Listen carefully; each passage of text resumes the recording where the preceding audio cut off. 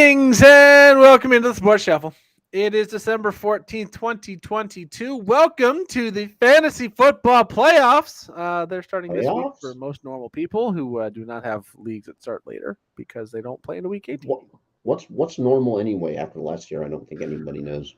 Yeah. So let's talk about it. 12 out of 13 leagues in the playoffs for me. One miss and And you are let's of call it course, revenge for the little trophy behind my shoulder from Joel. and you are of course Flying Ryan Gilchrist along with. Tampa Motor Mouth Joel Verone. Can't forget the Yeah, introductions. yeah, I know.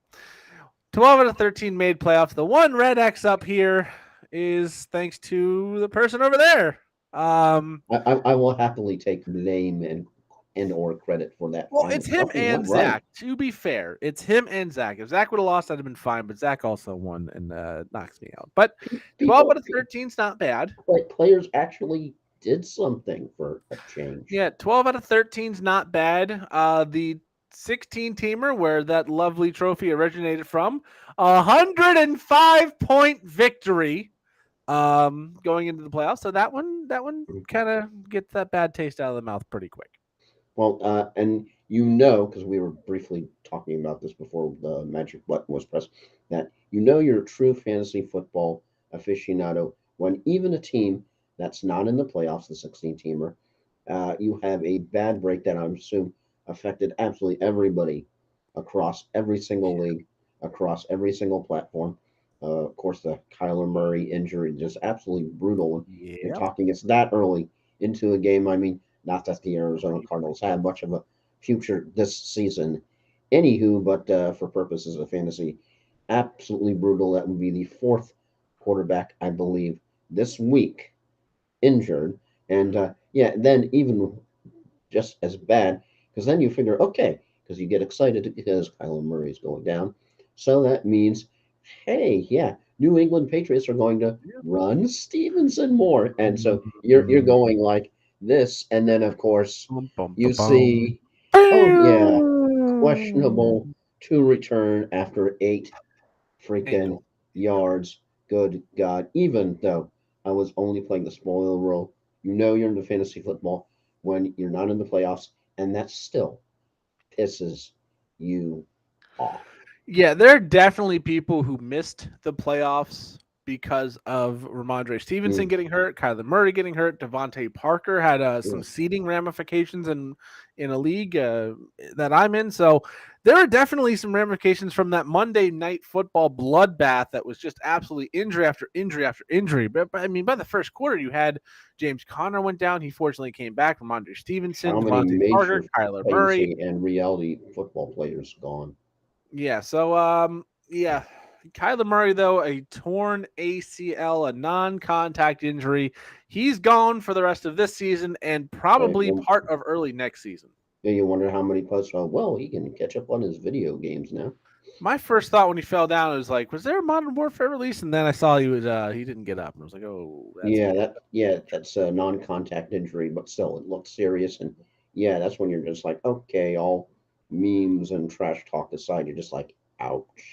Yeah, the most significant injury of the weekend was the Kyler Murray torn ACL.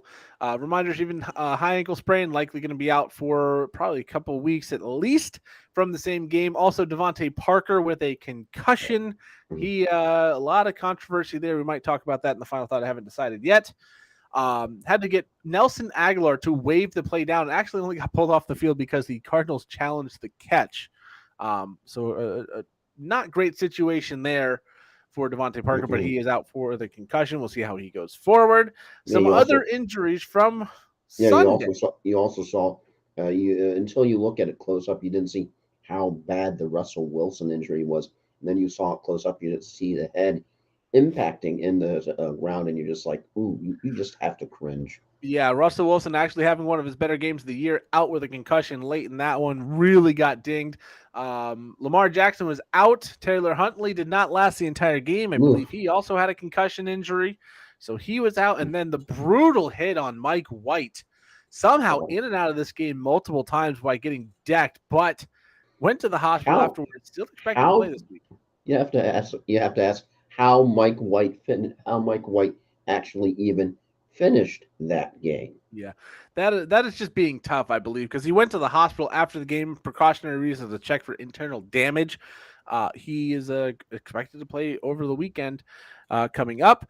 Also injured this weekend, Damian Pierce, a high ankle sprain, expected to miss 2 to 4 weeks. That could put him down for the rest of the year fantasy football season, possibly the rest of the Texans regular season, which is only 4 more games.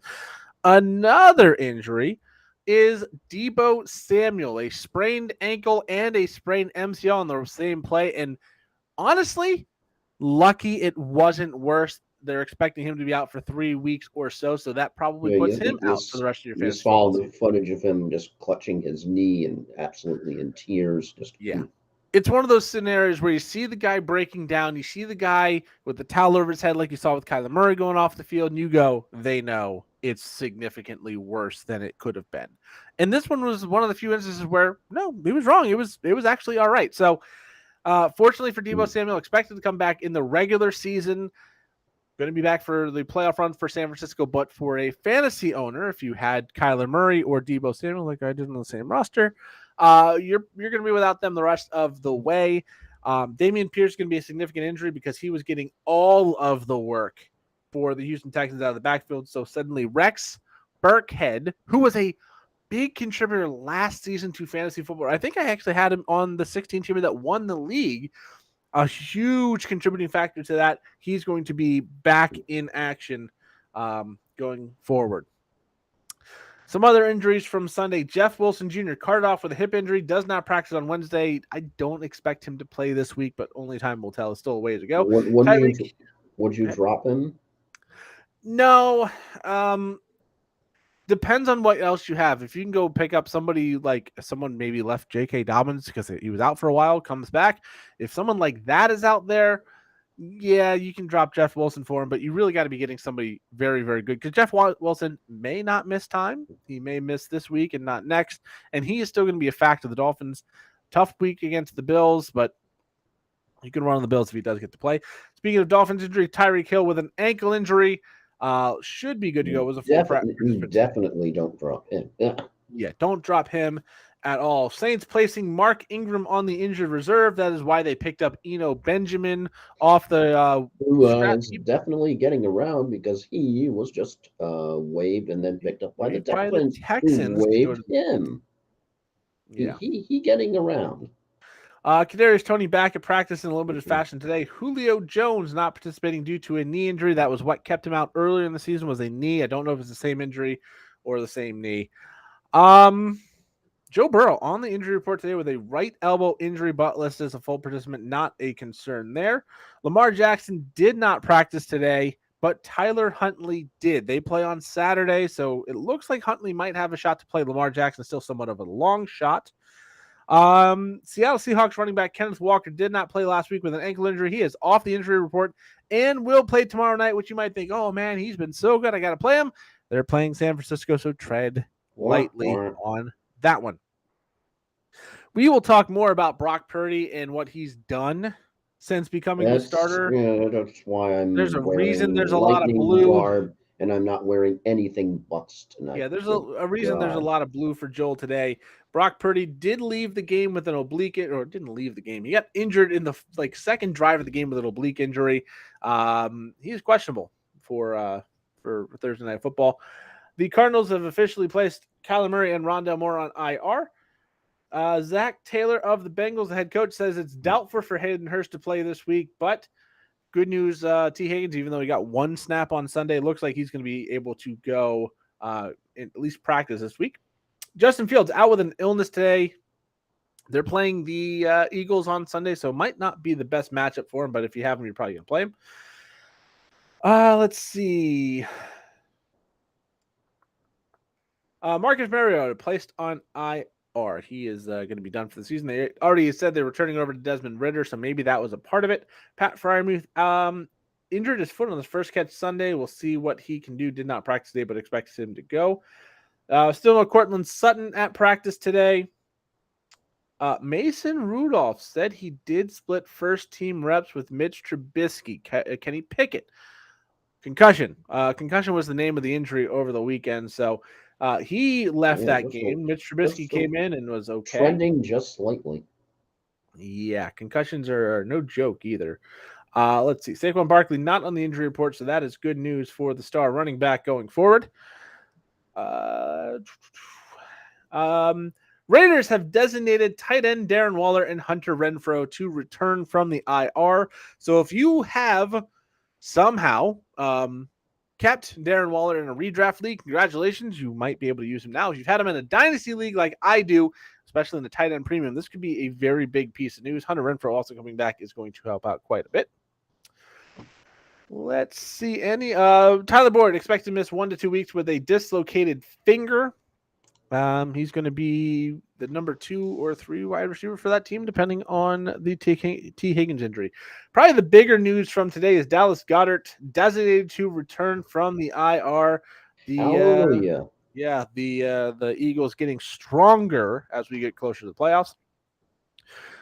Chiefs activating the 21-day practice window for wide receiver Mecole Hardman, so he should be back in the next week or two. I believe that is the big stuff. Mike White still expected to play this week, as previously mentioned. Don't expect to see Brandon Cooks. I don't think he's actually hurt. I just don't think he wants to play for the Texans anymore. He is not expected to play on Sunday. Is he sort of taking the Deshaun Watson route? Yeah, I mean, it tends to work out over there. Cooper Kupp almost certainly will miss the rest of the regular season. Fake shocked face here. Yeah, we all kind of figured that out. And that, I believe, is that the fake Pikachu shock face? Yeah, the fake Pikachu shocked face has to go in there. Jerry Jeudy going to be fined but not suspended for making contact with official in Sunday's game. That was surprising because you saw the footage of that. He actually bumped official, and not only did he make actual physical contact with the official, he was berating the official for at least a minute. Yeah. Romeo Doubs of the Green Bay Packers says he fully expects to play on Monday Night Football. We've seen the emergence of Christian Watson. We will see what this does to Christian Watson's share and what it does to Allen Lazard if he does come back in full. And Carson Wentz looks good as he has come back from the IR, but still going to be the primary backup for this next game. Define looking good. We're talking about Carson Wentz here. I mean, he looks good for Carson Wentz, I guess, is what they're trying to say. And I don't know. Click back to the Jerry Jeudy. I saw one of the best replies to why the referee didn't do anything to him. They said, "Oh, the ref had him on his fantasy team." That would make sense. You gotta protect your players. Let's see. Ooh, that's a bad bid. Looking through some waiver claims, overspending, but it's okay. Anyways, let's go back to week number 14. Joel and I differentiated on 2 picks during our pick'em segment. We split those. So 4-game lead for Joel remains intact. Joel 130-76-2. I'm 126-80-2 with 4 weeks left in the regular season. So let's go back to week 14. We'll start with the quick sports shuffle audible. Yep. Yeah, that would be did they not do that? But did they really say that? Part 1. Yeah. Hey, look, man, I've already kind of sprinkled some words out there. Like, yo, if you guys need a receiver, I'm good. Listen here, 3rd down, red zone, trust me, I'm a very valuable asset. Who said that? Oh, I don't even know. Maybe it's the unretired Cole Beasley? No, that would be quoted by Terrell Owens on wanting to rejoin the 49ers. Oh, no. That's my teammate. That's my quarterback. My quarterback. Yeah, no. Get your popcorn ready. Yeah, no. Now, a team he could probably make right now, the Los Angeles Rams 17-16 over the Las Vegas Raiders, led by one Baker Mayfield. We did cover this one last week, so we're not going to stay on too long. Baker Mayfield looked very good in his first game after joining the team for 2 days. Going to Sunday, the Buffalo Bills beat the New York Jets 20-12. Can I just toss out one quick good one for the Raiders? From Michael David Smith on Twitter. The Raiders are 0-4 when leading by double digits at halftime this season. All other NFL teams are 59-6 when leading by double digits at halftime It's this not a season. good record for the Raiders after that. Anyways, Bills 20-12 win over the Jets. They get revenge for that early game. They do bang up Mike White. We'll see how that goes going forward. Buffalo Bills 10-3, first place in the conference, now 2 games clear of everybody in that division. They can really put a stranglehold on it with a win over Miami on Saturday night. Keep in mind the next few weeks we have some Saturday games, including the week of Christmas, a pretty much full slate on Saturday, 3 games on Christmas Day, which is Sunday.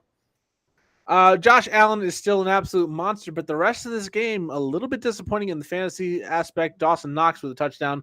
But Zonovan Knight looks to be a real thing, and Garrett Wilson still very, very good. And Mike White is definitely better than Zach Wilson. Yeah, two points from this game. Point number 2, we're going backwards. Wilson was kept out of the end zone, but had good PPR for his managers. And point 1, which is actually a question for the Bills, why wasn't Cook used more? Yeah, Singletary didn't have a big game either. I'm guessing it's just a very tough New York Jets run defense that kind of forced them into the game plan they were in.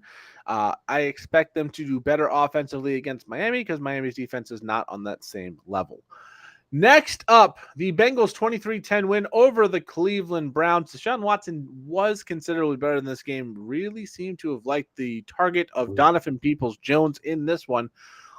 Joe Mixon, not great coming back from that concussion, but didn't kill you in the fantasy aspect. Joe Burrow still very, very good, and Jamar Chase was the only healthy receiver late in that game, and he was absolutely unstoppable in this one. Yeah, because the 2 interesting points, bullet points from this game are, it was interesting for fantasy as, of course, Mixon got you the PPR, but P. Ryan ended up getting me the touchdown in our matchup. And usually touchdowns are what you crave when you're in fantasy football. And the interesting thing about this one, just like Buffalo, surprisingly, Cleveland was not committed to the run. So that was definitely disappointing. Nick Chubb owners who only had 14 carries for 34 yards, and Kareem Hunt even more desolate, just 4 carries for 6 yards. So dominant early in the year and just absolutely fading late. Yeah, Nick Chubb, I think he'll get better over time. This was a tough matchup against the Bengals, but I don't worry too much about Nick Chubb. That team needs to run the ball. They have kind of seen Deshaun Watson, not quite the quarterback they were hoping for yet, so they'll have to get the ground game going. Bengals 9-4, still in the wild card, the 5th seed spot, because the Ravens, we'll get to that game here shortly. Almost the surprise of the week here. Dallas does win this game over Houston, but 27-23, and took a 98-yard drive that scores with less than a minute to go for the Cowboys to take the lead and put this one away. Jeff Driscoll and Davis Mills both got time at quarterback. Dameon Pierce had a very solid game before leaving with injury. And then Tony Pollard and Zeke Elliott were as advertised. We thought this was going to be a good game for their ground weapons for Dallas. They both got at least 1 touchdown. Both did very well for your fantasy football teams. But Dallas looked exceptional the week before against a bad Colts team, and you go, okay, well, it's a bad Colts team. You expected to see something similar to that against the Texans. You did not. Yeah, and 2 bullet points from this game is the Texans, of course, had the chance to put the game away following Prescott's second interceptions, but they failed to score at all from inside the Dallas 5-yard line. Good God. And then, of course, brutal for fantasy owners, as you mentioned at the beginning of the podcast. Pierce finally had a bounce back game after 2 horrid weeks and was off the fantasy milk carton only to go on injury. Yeah, there's a team I've got that had Lamar Jackson and he got hurt. Then I picked up Kyler Murray and he got hurt. And I've had Dameon Pierce and Ken Walker all season and they both got hurt. So that team's not doing so good. But yeah, the Dameon Pierce injury is going to hurt for the playoffs. The Texans next week, they play Tennessee going into week 16. So, there's some opportunity there for some good work. But again, Rex Burkhead was very good last year in relief of, I think it was Mark Ingram at the time. So maybe he's going to have a good fantasy playoff once again. All right, next up, the Vikings had a chance to clinch the NFC North, and they did not. No hats and no quality adult beverages at the end of the game. Yeah, the Lions, second place in the NFC North, keep their very slim shot of winning the NFC North alive with a 34-23 win over the Minnesota Vikings. Jamison Williams, first NFL touchdown reception in this one. And then Amon-Ra St. Brown is still a monster, but we saw DeAndre Swift fall back into the background. Justin Jackson with a touchdown really made things a little bit difficult. But Justin Jefferson, oh boy, over 200 yards receiving. He is now leading the NFL with 1,500 yards with 4 games to go. Tyreek Hill and Justin Jefferson both have outside shots, getting to 2,000 receiving yards on the season, being the first players to ever do so. Adam Thielen actually had a very good game in this one as well. Almost 20 fantasy points in PPR. Yeah, 3 quick points from this game. As you mentioned, Swift was definitely a real disappointment, but also surprisingly, Jamal Williams didn't score for him once. And kind of surprising when you look at all those points and then you look at your players, you're going, where are the points? Yeah. And then you, as you mentioned, Justin Jefferson just doing Justin Jefferson things. $2.23. Very nice afternoon. And finally, I know a lot of people want to hang the loss on Cousins, but I don't quite think the loss was all his fault. 425 yards, 2 touchdowns, and yeah, he didn't have his left tackle or center, which might explain why he got paper or plastic El Saccoed about Yeah. 4 times. Yeah, that was not a Kirk Cousins problem. That was a defensive problem. We did have a team clinch a playoff spot. No surprise, it is the Philadelphia Eagles with a 48-22 win over the New York Giants. Miles Sanders, Jalen Hurts, big games, as well as A.J. Brown and Devonta Smith. The Giants just really not competitive in this one at all. Yeah, you can want to almost call them the New York Dwarves with how they're doing. I mean, I mean, New York did. You look at the whole game, and New York really did absolutely nothing until garbage time. And Jones might have looked good for fantasy, but horrible in reality. As New York really launched and looked fantastic early, but December is sort of like Among Us, and are they sort of coming out as sus now? A little bit. Uh, the Eagles look like the clear team to beat in the NFL. They have been beating down teams the last few weeks, getting it done in all facets of the game. Giants still trying to hang on and get into the playoffs, but they have a very tough stretch the rest of the way.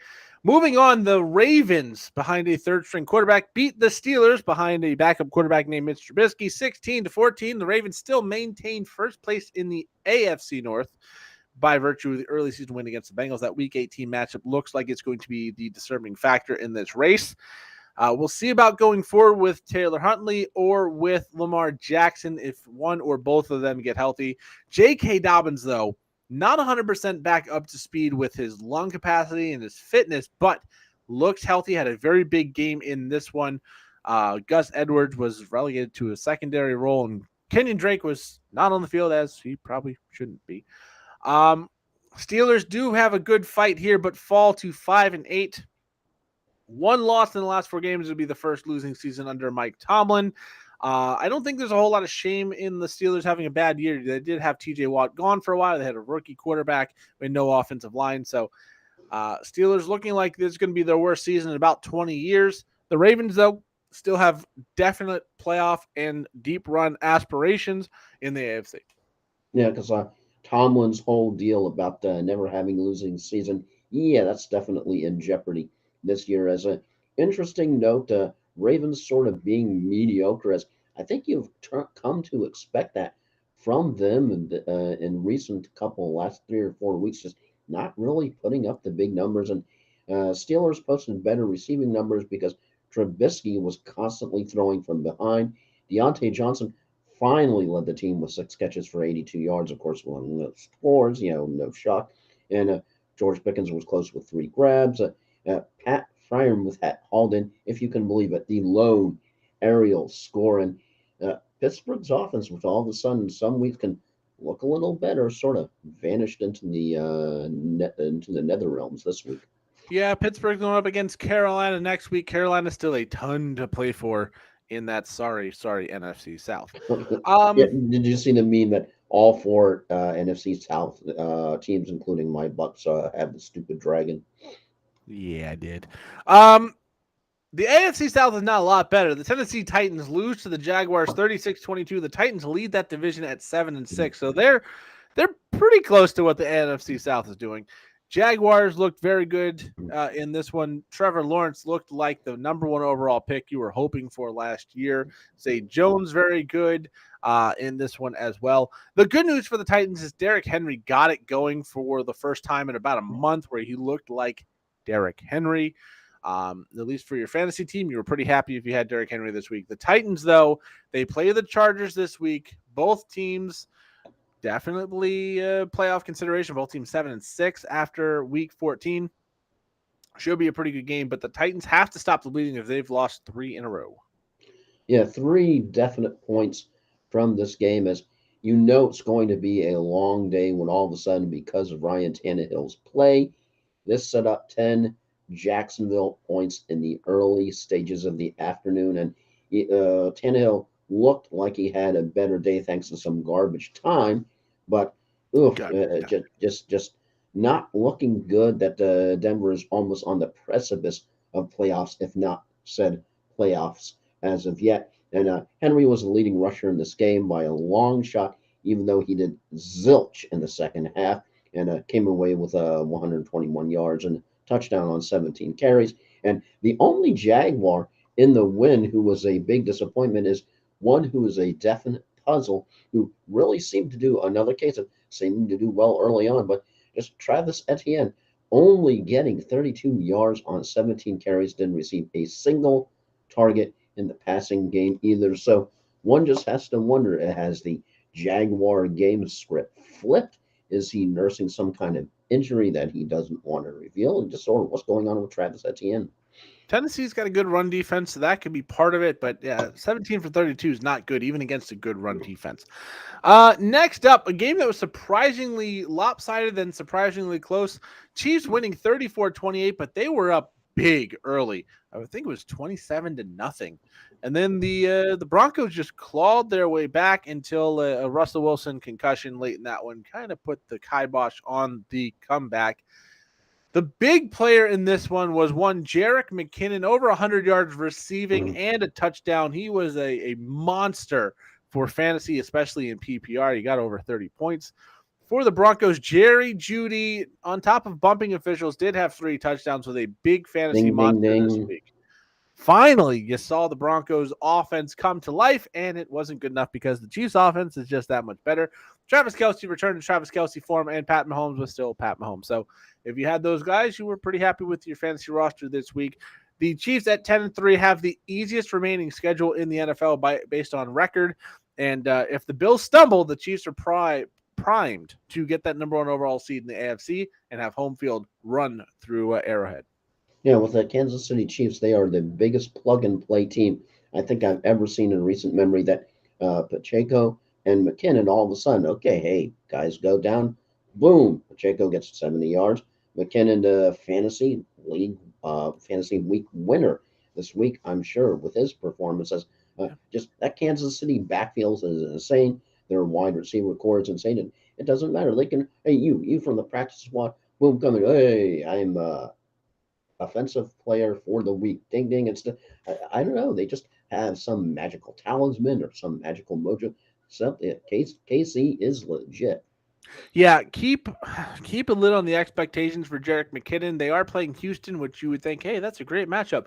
Houston gives up the points on the ground. Jerick McKinnon is the passing back, so expect Isaiah Pacheco to be better in this game.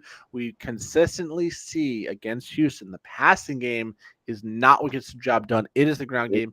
McKinnon should get some touches, but over 100 yards receiving and the touchdown through the air could be off the table against Houston entirely. F for anybody who started Latavius Murray in the league going, yeah, this guy's going to be good in a flex spot. Marlon Mack, though, had a long touchdown. So good to see Marlon Mack come back and be decent. Especially considering his history in Indianapolis. He's finally somewhere where he's being used. Yeah, we'll see Mike Boone on IR. It should help Marlon Mack get some opportunities. I think he's a good running back. He just can't stay healthy, so we'll see going forward. We go down to a definite, almost surprising outcome. Yeah, the Carolina Panthers winning 30-24 over the Seattle Seahawks. The Seahawks looked out of sorts right away. Some garbage time got this close, but Tyler Lockett, DK Metcalf, and Marquise Goodwin, all with touchdown receptions on the day. We said it wasn't going to be done on the ground, and it wasn't for the Seahawks. But Chuba Hubbard had a very big game for the Panthers in this one, which was a little bit more of a surprise because it had been Deonta Foreman for a little while for the Panthers. The Panthers, though, with this win, control their own destiny the rest of the way. They beat the Bucks. I believe it was week 7, and the Bucks, we'll get to their game next. Not a good week for Tampa Bay. Only a 1-game lead over the Panthers. They do play here, I think, not next week, but the week after, if I'm remembering that correctly. Yeah, because right now, the we'll get to the Bucks when we get. We'll get to the Bucks, but that Tampa Bay Carolina game may be what determines the division, especially if these two teams become even. 5-8, second place in that division. No Baker Mayfield, no Christian McCaffrey, and they seem to be doing a little bit better under Sam Darnold. Yeah, because with this team, the Seahawks really didn't have a lot of running game as to speak of because, of course, the Kenneth Walker injury. Travis Homer, of course, could have done more, but not too bad considering he was mustered into the thick of things here against the surprising Carolina Panthers, who seem to do well when they have a balanced offense. And of course, balanced offense when Foreman, Hubbard each had 74 rushing yards, and that's great for a team. Great for a team win. Not so much for fantasy if you started Deontay Foreman or maybe you grab Hubbard out of for a what the heck play because your team is injured or buys or everything is. So it's just kind of nice to see the Panthers having a come from behind win like they did. And you actually have to wonder what's going on with the Seahawks. Just all of a sudden, they did well, seemed to be punching beyond their weight class early. And now, once again, into the almost playoff type esque atmosphere, struggling a little bit against the team they should have beaten. Yeah, honestly, the biggest winner this week might have been teams like the Green Bay Packers and Detroit Lions because the teams in front of them were either on bye or did not play well. You saw the Giants lose, you saw Seattle lose, you saw the next team losing, Tampa Bay. I mean, this is more of a divisional thing, but Tampa Bay losing 35-7, and I think I'm not stretching to say it was not that close. I always tend to joke with a game like this. Does this count as 2 losses? It should have. I mean, Tampa Bay got nothing going. Chris Godwin was okay. We did have a Mike Evans sighting on a 68-yard touchdown pass that was called back. That's sort of have a feeling that may have been when the whole spectrum and emotion of the game sort of tipped over to the 49ers and Bucks early on, thinking, okay, we might have a chance. Yoink. Yeah. Purdy was very, very good in this game, even while dealing with the injury. Christian McCaffrey is an absolute monster. They did lose Deebo Samuel, but Brandon Ayuk had a good game. George Kittle had a good game in the interim after Deebo Samuel. Deebo Samuel did get a touchdown, so if you played him, he at least got you something before going out. Again, that's probably the last he's going to do for you this year. But Brock Purdy was exceptional in this one. The Bucks. It's fantasy is always both dimensions merging as you're pissed off against the Bucks at the same time within the same microsecond. You're checking your fantasy, going, "Yes, Ayuk caught one, woohoo!" As you're going, you're realizing my experience on that next game. Yeah, but just Brady, 34 to 55 or 253 yards, 1 touchdown, 2 picks, and just Brady seemed, if you're looking at the numbers, you're going, okay, not his best game, but not too bad. But yeah, that was very deceptive because it was a lot worse if you looked at the score. Because all of a sudden, I'm just going, okay, it's 14-0, 21-0. I'm like, okay, are they going to score? Yeah, game that was not as close as the bad final. All right, next up. Yeah, this is one of those games you're like, can we just send to the end? Next up. And you know it's bad when the national freaking broadcast switches to the Seattle Seahawks Carolina game. That's when you know it's bad. Yeah, that's the second time they've switched away from the national game for a Seahawks game, by the way. All right, next up, Chargers 23-17 win over the Dolphins. I have a lot of Justin Herbert, Mike Williams stack. So Williams had a very good game fantasy-wise. This was a very good effort for my fantasy team as a Dolphins fan. Not ideal. The Dolphins offense at 1.2 was 3 of 17 passing. He did end up hitting a long touchdown pass to Tyreek Hill, who also had a 60 or so yard fumble recovery for a touchdown. So Tyreek Hill That was still something very good. taken out of Madden video game player going like, is this real life? Is this reality? Yeah, Tyreek Hill was the only Dolphins player relevant for fantasy this week. He is second in the league in receiving with still an outside shot at 2,000, like I said earlier. For the Chargers, Justin Herbert, arguably his best game of the season on the field. Maybe not on the stat sheet fantasy football-wise, but he looked as good as he's looked all year. Maybe it's a coincidence that Mike Williams is back, because Mike Williams had a huge game, a touchdown in his first game back. It really freed up Keenan Allen, freed up Austin Ekeler. So maybe, just maybe, the Chargers can stay healthy. They can make some noise going the rest of the season. They are 7-6. They are not currently the 7 seed because of what happened on Monday night, which we'll get to shortly, but they are still right there. They now have the tiebreak over Miami. Miami hasn't looked good the last couple of weeks, so maybe they're hitting a wall. I don't know. And they play Miami playing Buffalo this week could be a little bit hazardous for the Dolphins' playoff aspirations.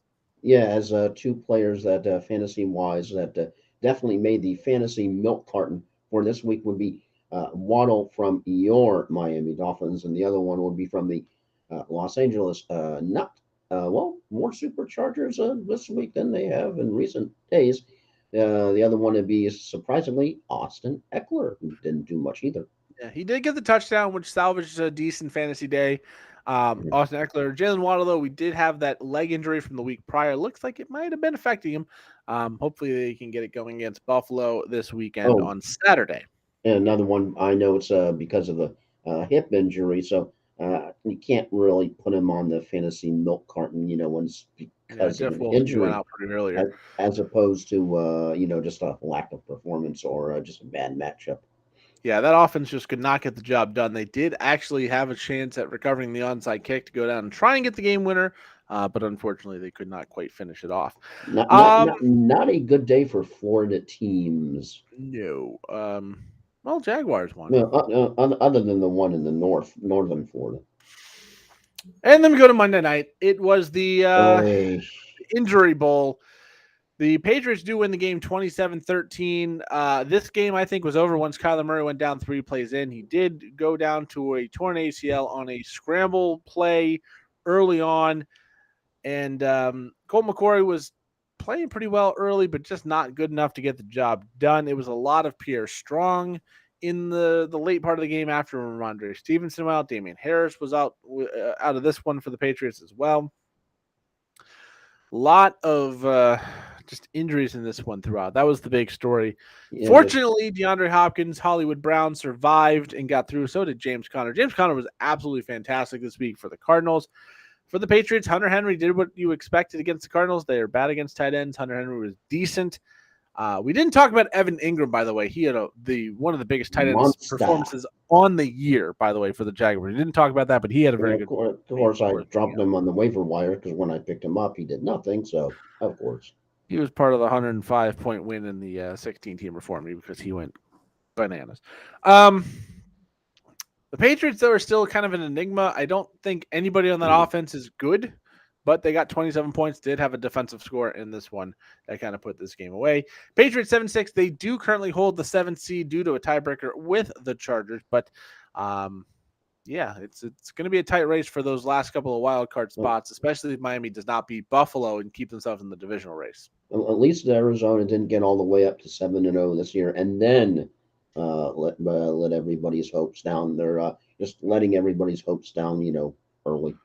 Yeah, as far as Kyler Murray goes, again, it is week 14 going into week 15 when he gets injured. We saw Odell Beckham Jr. get injured in the Super Bowl, which is 2 months later. He's still not good to go.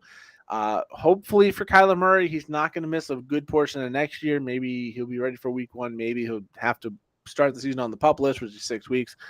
Hopefully for the Cardinals, it's not a multi-year loss kind of injury after a bad year this year. If he's out for the first 8 to 10, 12 weeks next season, it could be a completely lost season already. And we are still only in December of 2022.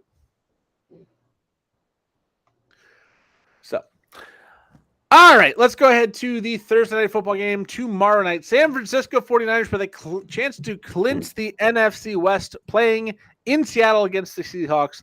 With a win, San Francisco would sweep the season split with the Seattle Seahawks. There's a lot of S's in one. That's easy. That's easy for you to say. Seattle split this. Seattle sweep this. San Say Francisco that, sweep the say season that, series with Seattle Seahawks. Say that backwards. No. Yeah, San Francisco win the division with a win.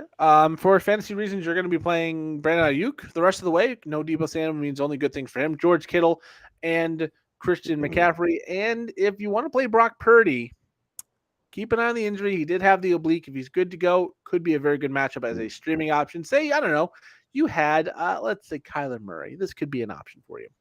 Hey, for Seattle, Baker Mayfield may still be available. He's out there. So is Deshaun Watson in a lot of places, and against Baltimore this week, it's interesting. For Seattle, you're going to play DK Metcalf and Tyler Lockett, and I guess you might be forced into playing Kenneth Walker, but yeah, San Francisco's got a very good defense as Tampa Bay and Miami found it the last couple of weeks. So tread lightly. Don't expect him to go off crazy, but hopefully he'll have a good week for you guys. Seattle at home. Bad against the tight end, so I think George Kittle's going to have a monster game here. But a must-win for Seattle to stay in the divisional race, and must-win for Seattle to stay currently in the playoffs, as they are right now hanging on by a thread. San Francisco, again, can win the division, pretty much lock up the number 3 seed with the potential to move up into the 2 seed. They're not going to catch Philadelphia, but maybe if Minnesota falters, they can move up. So a lot to play for both sides. Who gets this win? Yeah, it's a sort of review trying to make the case for Seattle, but San Francisco is much like the Kansas City Chiefs with their wideouts and their running backs. They don't seem to miss a beat, regardless of who is behind center. They just humbled your Dolphins. They annihilated my Bucks, and without Walker, or with a limited Walker coming off the injury, Geno might be a little bit more one-dimensional with the offense. I tend to think that San Francisco may not quite roll over Seattle like they did the two Central and Southern Florida teams, but I still think they tend to get out of Seattle with a win. I'm going San Fran. Yeah, San Francisco won the first matchup in the game. Trey Lance broke his ankle 27-7. I don't think we knew what Seattle was yet, and I cannot make the argument. We still don't really know what Seattle is. San Francisco is better now than when they played the first time. They've added Christian McCaffrey, even losing Deebo Samuel. I think they're still a step forward with Christian McCaffrey. So I think they're the better team.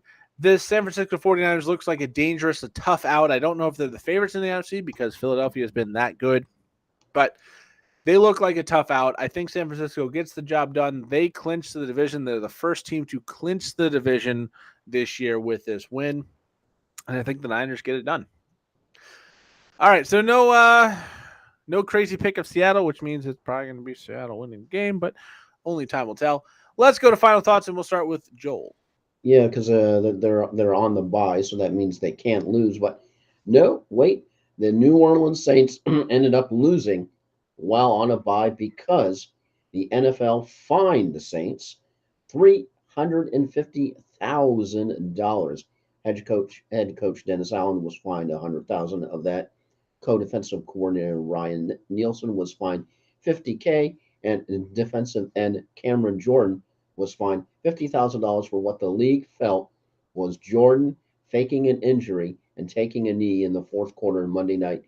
Per sources, all parties plan to appeal the fine. Of course, New Orleans Saints had him go get tests and go through all the motions. They said he was, quote, really hurt, but I don't know. I tend to think, okay, maybe, but the other thought is this is the same team way back in the Wayback Machine that was responsible for Bounty Gates. So you tend to sort of wonder if they alternate between the light side of the Force and the dark side of the Force, maybe sort of the heading over towards the dark side of the Force. I'm sort of kind of curious on what you're, and also I saw the Bengals were also fined, and some that other one teams. was a lot more clearly fake. So I don't know. You sort of buy the Saints whole it was a real legit injury, or do you think there was some Sith Lord fakery going on here?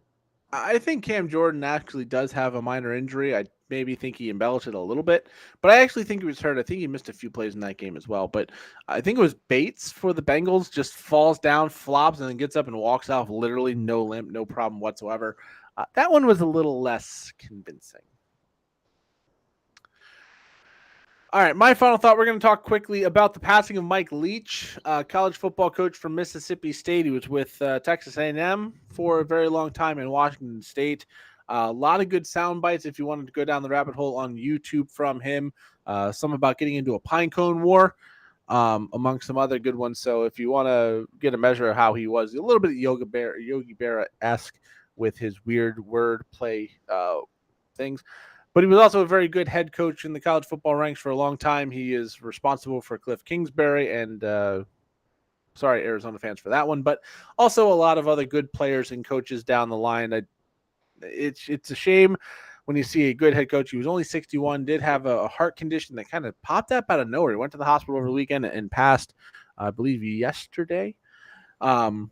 So yeah, just a quick mention of that very sad passing in the world of college football. It's sad when you have someone who's still going strong come up on the wrong side of this kind of thing.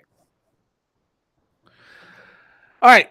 With that being said, that's a very sad way to end the show, but well, it's a sad You want me to lighten things up a little bit before we end? Well, let's see how inappropriate this is. All right. Oh no, I'm sure you're aware of the whole FTX cryptocurrency scandal and all that. Things going dead. Absolutely nonsense going on.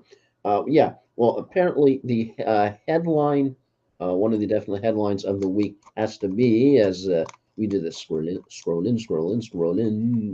We're not sure where we're going. There we go. Headline of the week: FTX's inner circle had a secret chat called. Are you ready? Oh no. Called wire fraud. Wah, wah, wah, wah. I'm not a criminal. Hmm. I do not commit wire fraud or defraud anybody. However, if I were to ever create wire fraud of any kind, I wouldn't name the text chain wire fraud. So they do not earn the oh, they're not as smooth criminal. No. Do the smart thing and call it not wire fraud, because then you can say, look, it's not wire fraud. What are you talking about? I don't know. It's not wire fraud. That's for sure. Stupid Barney the Dinosaur group or Squeak Toy group or yeah. My team really sucks group. I don't know. Yeah. And I guess one quick mention: World Cup final has been set. Argentina versus France. Yeah. Anyways, that's gonna be the show. I'm flying Ryan Gilchrist along with Tampa Motormouth, and when is we? I know improper grammar used on purpose. Back next. Yeah, next one will be Friday. There are 3 games this Saturday, and then the full slate of games Sunday and Monday. No more bye weeks. We are to the fantasy football players. We are to the Super Bowl of Suck. So lots. Which we might just be giving it to Houston. I don't know. Denver with a backup quarterback looks pretty bad. There's some teams out there that might give them, especially if, how it works is it's just, statistically based. What Houston did over the weekend might have been good enough to get them eliminated from the Super Bowl of Suck, which is what you want in this case. It could have been good enough, but unfortunately they weren't into the Super Bowl of Suck. So, all right, we'll be back Friday, do the Week 15 preview. We'll talk about your fantasy options. We'll talk about Super Bowl of Suck. We'll talk about the fantasy football playoffs. We'll talk about all of it, because there's it's that time of the year where there's just so much going on. And as Joel chokes his way out of here, we go.